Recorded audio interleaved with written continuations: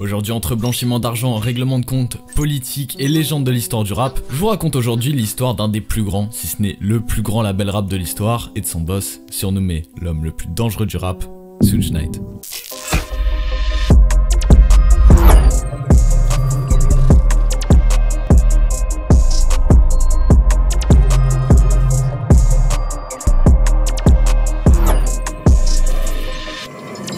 Mais avant de commencer, j'aimerais remercier Displate de sponsoriser la vidéo. Si tu veux décorer facilement ta chambre, ton salon ou même ta cuisine chez App, Displate propose des tableaux métalliques avec plein de designs d'artistes. Tu peux retrouver plein de thématiques, animés, jeux vidéo, rap, comics, tout ce qui est imaginable on va dire. Une cinquantaine de collections officielles en collaboration avec des marques, Marvel, la NASA, Star Wars et encore plein d'autres. Moi j'ai eu la chance d'en prendre quelques-uns, celui que je kiffe le plus c'est celui-ci, du Spider-Man Miles Morales.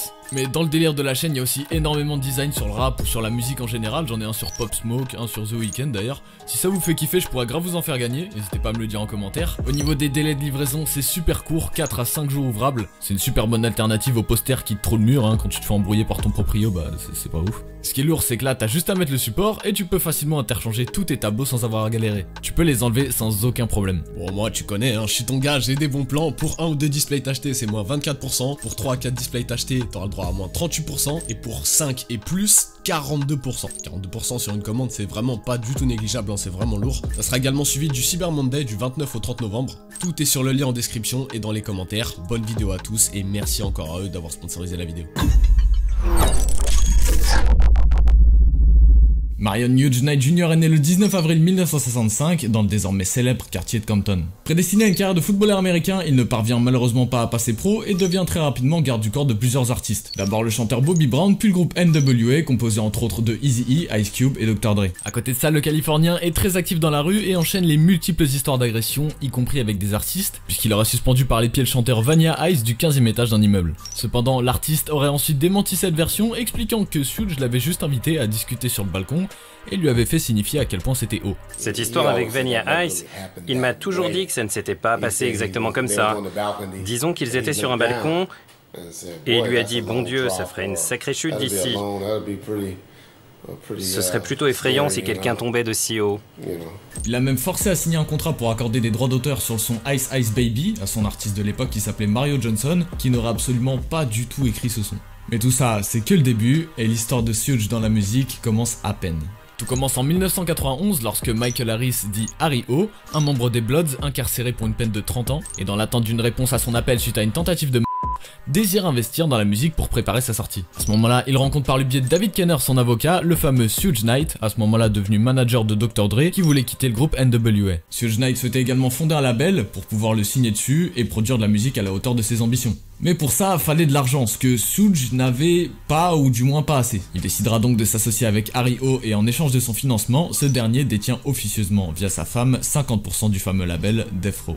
Mais comme vous pouvez vous en douter, ça se passera pas comme prévu et ce fameux Harry O, il verra jamais la couleur de son argent. L'argent une fois récupéré, Suge Knight est allé dans les locaux du label de Ruthless où était encore signé Dr. Dre avec le groupe NWA après avoir précédemment intimidé ce dernier. Faut savoir que Dre chez Ruthless Records, le label de Eazy-E de NWA, c'était le chef d'orchestre. L'homme qui avait produit tous les succès d'NWA, Michele ou encore JJ Fad. Chaque album dépassait les millions d'exemplaires vendus. Eazy-E et Dre étaient supposés s'associer. Eazy-E était censé gérer le côté business et Dre le côté créatif. Seulement en un rien de temps, un homme est entré dans l'équation, un certain Jerry Heller qui mettra Dre sur la touche. Dre lui ne touche que très peu vis-à-vis de ce qui ramène à Ruthless, ce qui fait que Suge Knight il arrive facilement à le convaincre. Et c'est accompagné d'amis à lui armés de battes de baseball et calibrés que Suge Knight débarque chez Ruthless Records, afin de leur signifier la fin de leur collaboration avec l'artiste. Quand je suis arrivé, Dre était là et disait « Oh bordel, Harry s'est pissé dessus ». Harry était un des avocats. Ils étaient allés dans son bureau, lui avaient braqué un sur la tête pour qu'il leur donne des contrats. Et il s'était pissé dessus de peur, je crois. C'était une période plutôt brutale. Et c'est ainsi que naît Death Row, avec comme première signature Dr. Dre, et une seconde qui était également chez Ruthless, Michele. L'année suivante, Dr. Dre sort son premier titre en tant qu'artiste à part entière, indépendant d'un groupe nommé Deep Cover. Tout ça en featuring avec son petit protégé de l'époque et fraîche signature du label, le rappeur Snoop Dogg.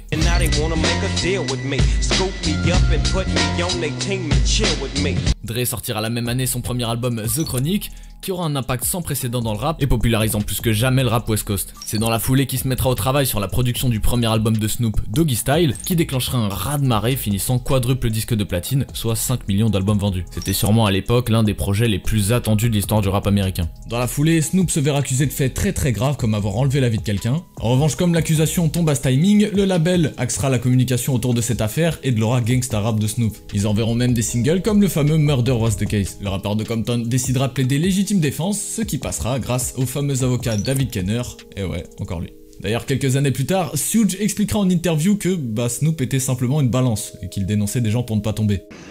Certain individuals, they might get in trouble, they might do a few things, but they well-known names and they inform the police, they snitches. Snoop Dogg. And if they get in trouble, they gonna get a free pass. Well, Snoop would never come. I mean, Snoop was on, you know, we beat a murder trial for him, but then he was on probation. Then he got caught with 2 ounces of marijuana. Then he got caught with guns. And each time it's nothing. They're not gonna violate him. I mean, if you get a guy that constantly getting in trouble and never gonna come to prison, that's because he's an informant. He's a rat, a snitch. Yeah. You know. Petite anecdote également, mais ce qu'il faut savoir c'est que Suge était un blood, et qu'à l'intérieur de Death Row, mis à part DJ Quick, c'était tous des Crips, ce qui fait que c'était la cause de plusieurs tensions au sein du label. Dans les années 90, le label était devenu tellement populaire que beaucoup d'Afro-Américains des ghettos rêvaient de devenir rappeurs et de rejoindre le label. Suge Knight de son côté était devenu un personnage public, allant jusqu'à faire des couvertures de magazines. On pourrait même en oublier que certaines rumeurs racontaient qu'il avait lancé des gens du haut d'un immeuble, braqué et tabassé des personnes, ou qu'il en avait enterré vivant. En parallèle, beaucoup ne voyaient pas ce succès d'un bon œil, estimant que le gangsta rap popularisé par le label avait une mauvaise influence sur la jeunesse et déclenchera des manifestations et mouvements populaires de féministes ainsi que des procès par l'extrême droite. Mais ce qui donnait aussi envie aux artistes rap afro-américains de rejoindre cette écurie, c'était leur équipe judiciaire qui faisait office de gilet pare-balles face à une justice impitoyable quand il s'agissait de trouver des charges contre des jeunes noirs. Et c'est justement grâce ou à cause de ça qu'en 1995, Tupac signe chez Death Row. Après que Suge Knight ait payé sa caution pour 4 ans de prison après une accusation qu'il n'avait jamais cessé de démentir. À cet instant, le label Death Row est au sommet, mais le souci c'est que leur plus gros concurrent, le label Bad Boy Records fondé par P. Diddy, avec en première signature, le rappeur Notorious B.I.G. L'une des conditions pour que Suge paye la caution de Tupac, c'était celle d'être officiellement en guerre avec le label Bad Boy Records, qui était également loin d'être un souci pour le rappeur. Et tout ça, ça va se résulter par le succès incroyable de All Eyes on Me, certifié 15 fois platine.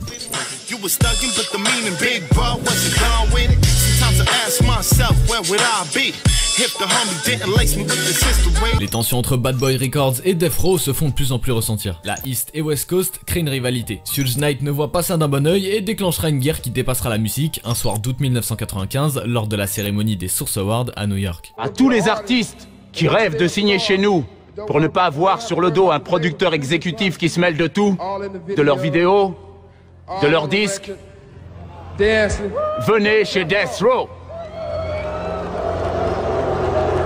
Quand Snoop Dogg viendra chercher son prix pour la BO de Murder Was the Case, il se fera huer par le public new-yorkais. Il en rajoutera une couche pendant que P. Diddy tentera de calmer les choses. Contrairement à ce que certains pourraient penser, je tiens à dire que je suis très fier de Dr. Dre, de Death Row et de Suge Knight.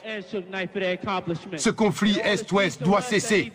De son côté, après avoir échappé à une tentative de 2 ans auparavant, en 94, dans un studio où Biggie et Diddy étaient présents, Tupac deviendra de plus en plus incontrôlable et enragé contre Biggie et le label Bad Boy.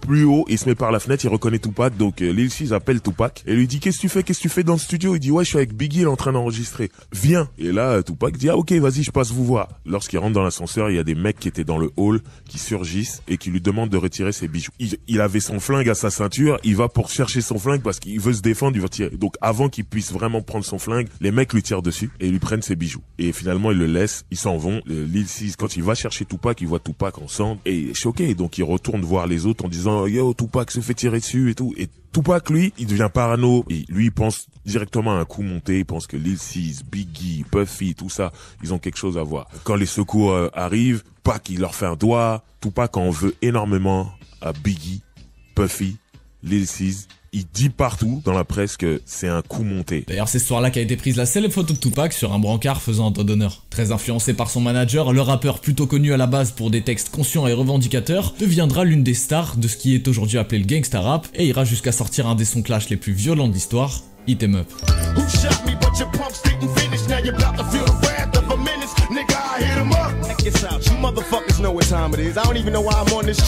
Quelques temps plus tard, après énormément de tensions avec Tupac et Snoop, Dr. Dre finira par quitter le label qu'il était censé avoir co-créé. Et c'était pas sans difficulté puisqu'après avoir été tabassé, il a dû finir par céder gratuitement sa part sur la société. Par la suite, alors que Tupac est en voiture avec Suge Knight à Las Vegas sortant du Caesar Palace après un combat de Mike Tyson, leur BMW est victime d'un drive-by et Tupac décédera quelques heures plus tard à l'hôpital. Après la perte de ses deux plus grosses pépites, ainsi que de nombreuses poursuites judiciaires pour des histoires de blanchiment d'argent, en 1997, Suge Knight sera envoyé en prison pour une bagarre et le label Death Row perdra ses autres grosses stars, Nate Dogg et Snoop Dogg. Ce qu'il faut savoir au sujet de cette bagarre, c'est qu'en 91, à la fondation du label, Suge Knight avait menacé l'un des potes d'un rappeur qui traînait au studio de Ruthless avec un Il tire même contre le mur pour calmer tout le monde. Sauf qu'une des personnes dans le studio pète un plomb, il va sortir et il va arrêter la première voiture de police qu'il croise pour porter plainte. Suge Knight, à partir de ce moment-là, est en sursis et quelques années plus tard en 96, après le combat de Tyson, accompagné de Tupac et de Bloods de chez Death Row, il croise un certain Orlando Anderson qui est un creep qui avait volé la chaîne d'un des membres de Death Row à la demande de Puff Daddy. P. Diddy, qui avait beau avoir une image pacificatrice en public, comme on avait pu le voir aux Source Awards, en coulisses c'était pas forcément la même chose. Ce Orlando Anderson, quand il le croise, vous vous doutez qu'il ne lui arrive rien de vraiment bon. Des grosses patates à droite à gauche, et ce qui se passe c'est que Suge Knight étant en sursis, saute. Et d'après certaines rumeurs, c'est très certainement cet Orlando Anderson qui aurait eu Tupac le soir même, car dans la rue à cette époque, se faire casser la gueule par un rappeur, c'est clairement la honte. Il finira par déposer le bilan en 2006. Entre 1996 et 2018, l'ex-producteur manager aura effectué pas moins de 9 peines de prison. Il y est même actuellement depuis 2015 où il purge une peine de 25 ans après avoir tué son ancien ami, Terry Carter, en lui roulant dessus lors du tournage d'un film auquel Suge était opposé. Ce film-là, c'était Straight Outta Compton, oh l'accent de fou, retraçant l'histoire du groupe NWA et dont Terry Carter était l'un des producteurs. Merci beaucoup d'avoir témoin la vidéo mon frérot, je sais que je t'avais promis que je reviendrais rapidement, ça m'a pris un peu plus de temps, mais en vrai j'ai trop kiffé de taffer sur cette vidéo. Les LZ Enquête c'est vraiment une série que je kiffe de ouf, parce que ça me permet de parler de rap, mais ça me permet de parler d'autres choses en même temps, et c'est souvent en fait les séries en coulisses qui sont les plus intéressantes. Je pense que ça va facilement devenir une des séries que je vais le plus produire sur la chaîne, parce que je kiffe trop ça. Écoute, si t'as kiffé, hésite pas à mettre ton petit like, ton abonnement, je sais qu'on est que 21% à s'abonner à la chaîne, donc c'est très peu. J'essaye de revenir petit à petit, de plus en plus rapidement, de produire des trucs plus intéressants, plus concis. Les réseaux sociaux, je vous le demande jamais, mais c'est ultra important, on est que très peu, même pas à 10K sur Twitter et sur Insta, même pas 3000 alors qu'on est 220 000 et quelques, c'est abusé, donc s'il vous plaît, allez vous abonner, DNLZ, c'est en description, tout ça, les gars, ça me ferait plaisir. Je remercie beaucoup G-Slate, continuez la propagande, force à nous.